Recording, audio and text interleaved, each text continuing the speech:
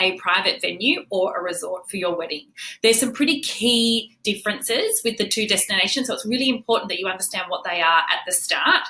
One of the main things is a private venue tends to be a blank canvas. And when I say blank canvas, I mean you have to bring absolutely everything in. So obviously caterers is one of the biggest things, especially if it's a large wedding. They may need to even bring in some sort of kitchen setup to be able to cater for big numbers, as usually the villa kitchens aren't like proper custom catering kitchens to be able to cope.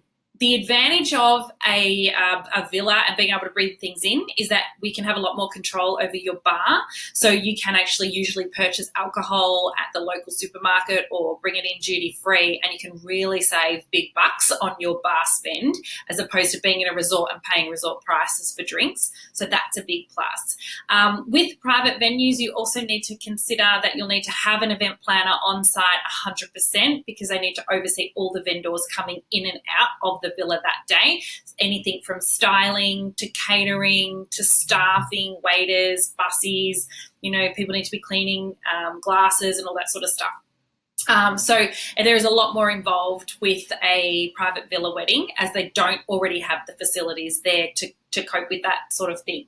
With the resort, they certainly have all that in-house. They have F&B teams and they have catering and they have kitchens. They have everything all sorted already.